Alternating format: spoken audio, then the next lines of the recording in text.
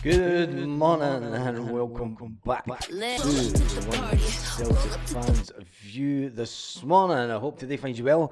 Yes, it's that time of the week where the international break is coming to an end. It is over. The players will be returning back to Celtic Park and everyone's absolutely buzzing. They're absolutely buzzing to get back to watching the Celtic, to get back to watching good old Scottish football, and more importantly, get back to winning ways and maintain our lead at the top of the table. Yes, we are unbeaten in the league so far this season, only having the one draw. And when it comes to the Champions League, we've not been doing too bad either, amassing more points than we've ever amassed for a long time at the current halfway stage in the league phase of the Champions League.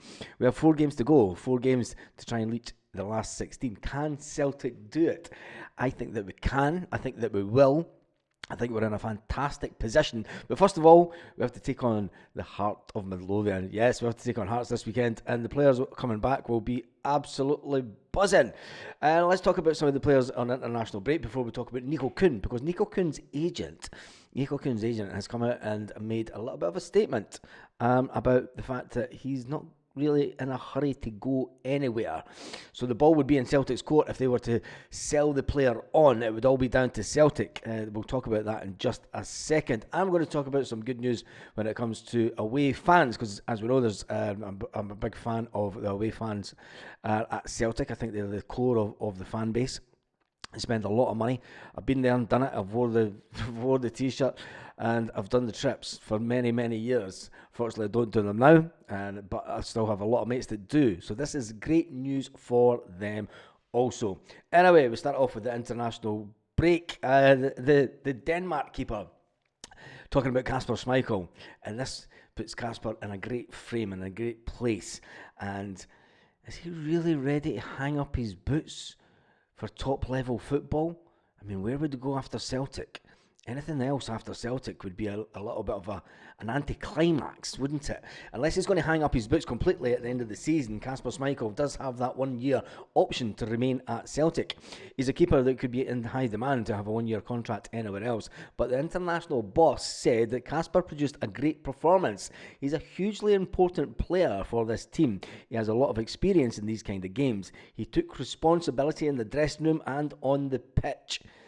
With a lot of new faces, Kasper Schmeichel's at the top of his game.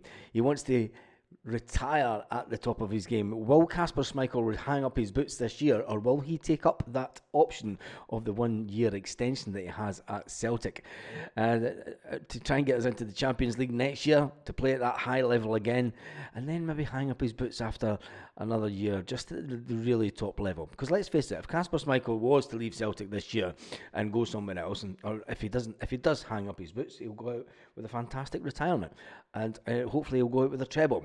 And people say, you've got to win the games first, Baz, don't be overconfident. I think that we will win the treble this year, I really do. And if we don't, I'm sure this place will get cut into bits and then reposted on maybe some other pages, the fact that I said we'd win the treble when we didn't. But I feel it inside me, I feel it that we will.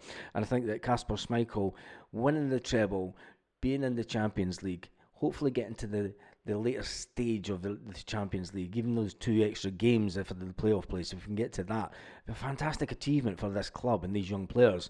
And I think Kasper might just say, do you know what, I'm still feeling good. One more year.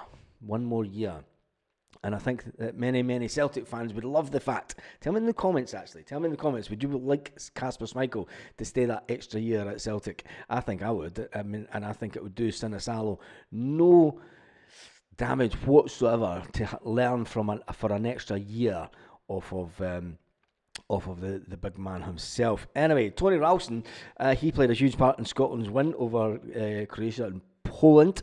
I didn't see the end of the Poland game, unfortunately. I was absolutely cream crackered because I had an early flight in the morning and I missed the fact that Scotland won the game, unbelievably. But Alistair Johnson he had a fantastic game for Canada, as he always does. He's been called upon, but we do have Tony Ralston there as backup, and fair play to Tony Ralston. He doesn't get a game for Celtic every week, and he knows that he knows his position in the Celtic team. But I tell you one thing, he gives his all for Celtic every time he plays, and he gives his all for Scotland when he plays. And I think it's great having players like that at the club. People bemoan the fact that you've got Tony Ralston, Stephen Welsh, Greg Taylor, and the such likes at the club, and people will say they're not good enough for Celtic. Well, we need the Scottish contingent, and players like Tony Ralston and Stephen Welsh know their position within the club. They know that they're not going to be first team picks every single week, but they know that they will get game time, and they also know that they'll have a little winner's medal at the end of the season, and sometimes that means a lot more to players than financial gain, and you see how unhappy some players are when they do leave Celtic. So big up Tony Ralston for doing fantastically well. Alistair Johnson was involved in Canada's 1-0 win against whoever it was he was playing. Anyway, Greg Taylor, left back on Scotland duty, but he was an unused sub. That's pretty much that's how Greg Taylor's life goes in the international. But Austin Trusty, when we talk about Austin Trusty came on for the USA as a sub in the final few minutes of the game, a 1-0 win. Liam Scales. Yes, Liam Scales got sent off. It wasn't really Liam Scales' fault. I watched it. I did try to get highlights of it on YouTube, and I think it was a bit harsh, to be fair. I think it was a harsh sending off. But it was the second bookable offence, and Liam Scales gets sent off. We all know that Liam Scales has those little mishaps within games. Hence the reason that Brendan Rodgers had brought in Austin Trusty to go beside Cameron Carter-Vickers. And we all know that was the real reason that Trusty was brought in. It was never to replace Cameron Carter-Vickers. It was to replace Liam Scales and give Liam Scales that little bit of a boost and a little bit of a fight in that position. And I think it could ultimately work out well. If you look at the way that Greg Taylor has been a better player, when Alexandro Bernabe came into the club, Alexandro Bernabe couldn't get a game for Celtic for love of the money, and he went off to Brazil, where he's actually turned into a fantastic player. And there's up to at least 3 clubs after Alexandro Bernabe. And it just shows you sometimes when you come to Celtic, and you've got to understand, it's a foreign country, South American, it's bloody freezing in Scotland. He's used to playing in warm weather all year round. And then there's the cultural differences as well. And sometimes a player just doesn't get it. Sometimes a little move away from Celtic, and they could then re-find the player that they were. And it seems to be working that way for Alexandro Bernabe. So it looks like Celtic will sell him in the next window.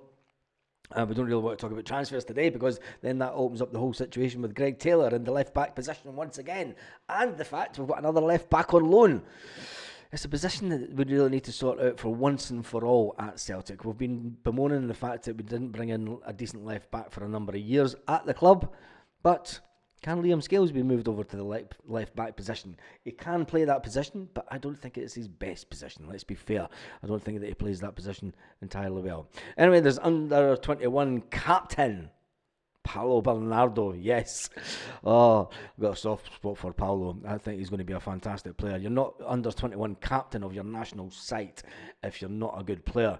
And I think the fact that he's scoring again in a 3-1 win. Yes, Paulo Bernardo just keeps on doing it at under 21 level. But he can't get a solid start, and it just shows you how influential and how many good players we finally have in that midfield at Celtic. And it's been a long time coming, because there was for a lot of years, we were kind of chopping and changing with midfield, and it was, we didn't have good backup in midfield, but now we do. In the name of Arnie Engels, is he backup or is he first choice pick? It was a mixed bag for Arnie Engels. He got told that he disappeared in a game. You've got to remember, he's just a young kid. And I think that we do need to, if we want our players to progress, we need to make sure that Celtic is an environment where they feel that they're nurtured and that they're encouraged to progress. And we all know that they're going to have little mishaps. Greg Taylor was given pelters at the beginning of his Celtic career, and he's went on to have a too bad career. And people are now saying, some people say, don't let Greg Taylor go. It'd be criminal to let him go. And people are saying, get him sold. He's not good enough for Celtic. So what camp are you in this morning? Are you in the love Greg Taylor camp and he's a fantastic player? Or are you in the camp where it says, Greg Taylor, he's okay, but he's not Celtic quality? It's all about weighing it up. Anyway, next up was Dyson Maeda. He came off the bench in Japan's 4-0 win against Indonesia. Rio Hatate was given a few minutes also, and he was an unused sub in China. Louis Palma. Yeah, Louis Palma is an enigma when it comes to Celtic. Louis Palma is... he's a total enigma. He comes to Celtic and he doesn't live up to the hype and the expectation. But take him back down to Honduras. Take him back down to international football back down in South America, and he seems to spark into some absolutely godlike figure.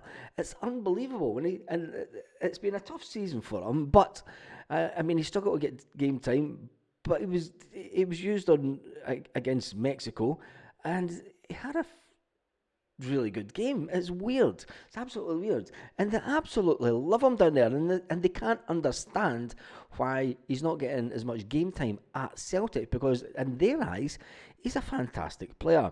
Anyway, on to Kyogo. Kyogo made a long-awaited return after 13 months in the sidelines. He failed to get off the bench in the first match, but then he was on against the victory in China, so that'll do him the absolute. And this is every single Celtic player is going to come back from the international break absolutely buzzing. Absolutely buzzing. And apart from maybe Sinisalo, he was part of the Finland squad that went down to defeat against Ireland, and then he was released before the clash with Greece. He was sent back to Celtic. We do hope that he is okay, and we hope that it wasn't any injury. Maybe it's just the fact that he wasn't going to get game time, and he thought, do you know what, I'd rather just go back to Celtic and get ready for the upcoming games, because I want to make sure that I'm 100% fit to be back up to Kasper Schmeichel, who did have a little bit of an injury scare in his game. So I think that every single player that's been away on international duty is going to come back with their head high, their shoulders out, total buzzing, chest out, going, come on, it's time to get back to business, and let's get back to doing it for Celtic. And then we're going to go on a fantastic run between now and Easter. It's not even going to be Easter. I'm going to say the time March comes, the time we get to March, we're going to be ahead in the league and everything's going to be fine. Normal service has resumed, and Celtic will be the champions in May once again. Nico Kuhn, his agent, has been talking about Celtic. And remember, you might not remember his agent, but his agent played for that old club that went into liquidation and died back in 2012. But he's spoken out. He has spoken out about speculation about Nico Kuhn. Speculation that has been rife over the last couple of weeks with clubs down south saying, it's not really clubs, is it? And it is clubs with more financial power than Celtic due to the income that they can create on a yearly basis. But when it comes to fans, when it comes to prestige, when it comes to playing at a top level, i.e. the Champions League, it's clubs that, let's face it, are not going to do it, and they're not going to be there, and they're not going to be winning things at all. His agent has spoken about the speculation, and he said, we've found a home for Nicholas at Celtic, which is interesting. We've found a home. You've got to remember, Nicholas Kuhn was a bit of a journeyman throughout his young career, going through the hands of various clubs from Ajax through Germany and ended up in Rapid Vienna. But it'll be great news for Brendan Rodgers as we look to start and maintain our unbeaten run in the league. It's going to be fantastic news that he hears that the agent of Nico Kuhn says, look, we're not interested in Nico going anywhere. He's found a home finally at Celtic. And he seemed to have been on the radar of quite a few clubs down south.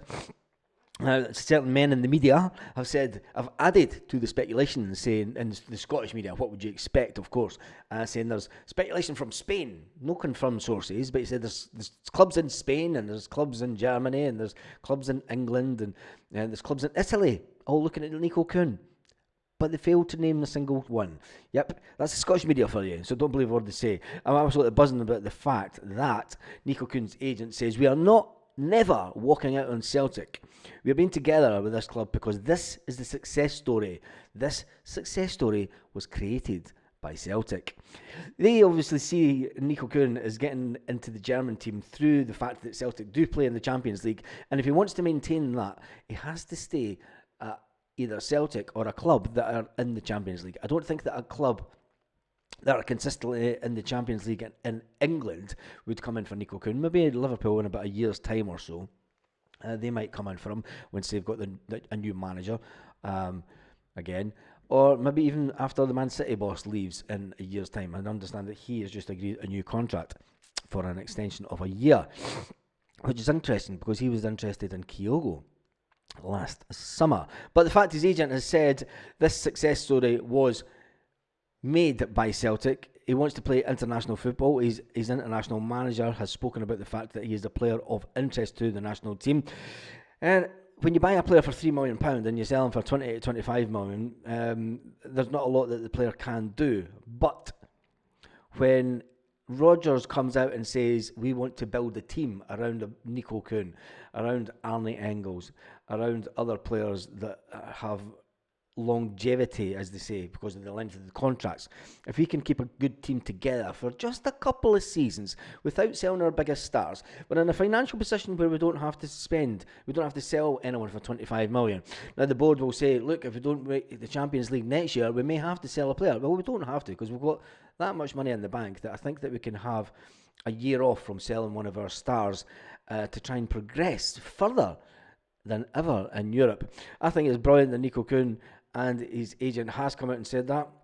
He's had a fantastic season, a bit like what Matt O'Reilly was. He was in the shadow the sort of first year he was at Celtic, or the first half year, because he's not even been at Celtic a full calendar year. Anyway, I think that Nico Kuhn is a player that is undroppable, and it'll be interesting to see what happens at the end of the season if Celtic just put up a not for sale sign when it comes to Nico Kuhn, and I think that they should, because if we have any ambitions of creating the same type of success that we're having this year in the Champions League on an ongoing basis, we need to keep our best players, and we need to start building a team, and we need to start bringing through youth also. Anyway, getting back to Scottish football, and the St Johnstone CEO has revealed that Celtic fans could get additional stands for the last game that they play at McDermott Park in April. It's looking like that they have realised that money talks, and the fans at St Johnstone don't really turn up in big numbers, do they? And it's worth 75 grand per game, so it looks like a potential shift is facing the economic realities of football. When you stop Celtic fans coming and your own fans don't turn up, it's going to cost you 75 grand a game. Anyway, the fact that Celtic could be getting more tickets for that game, I think is fantastic. I think that Scottish football in general is shooting itself in the foot when it comes to reducing the allocation for Celtic and other teams. I think it as a TV spectacle and as paying customers of TV companies, if you want a better deal from a TV company, you have to have better atmospheres. But then again, you look at games down south and you can know it's like libraries, isn't it? But if you want a better grade of football player, we need to start bringing in more money to Scottish football, and I think that the TV deals is one revenue stream that is highly underrated and undervalued. I think it is completely undervalued, and I think the people at the top of the game in Scottish football need to hang their head in shame at the deals that they do. And when you look at the kick-off times that we're now getting on a Saturday evening, it's absolutely ridiculous that we're getting made to play games on a Saturday evening. Football was never played on a Saturday evening in Scotland. It's pitch black, it's freezing during the winter, and people have been on the piss all day. It's just a recipe for disaster, and if that's how they want to show Scottish football, well, so be it. And then the way that they answer it is this: well, we'll reduce the away allocation for Celtic fans, so we can't hear them singing as much. Make some noise for the boys this weekend, lads. Anyway, on that note, make sure that you subscribe to the channel. We're sitting on 19,771 subscribers. We're getting closer to that 20,000. Can we get to 20,000 before we play the cup final? And tonight's live, yes, there will be a live. Apologies, there wasn't a live tonight. I was completely cream crackered. To be honest, I was knackered and I was in bed for about 9:30 or something. Anyway, on that note, have an absolutely fantastic day, Celtic fans, wherever you are, all around the world.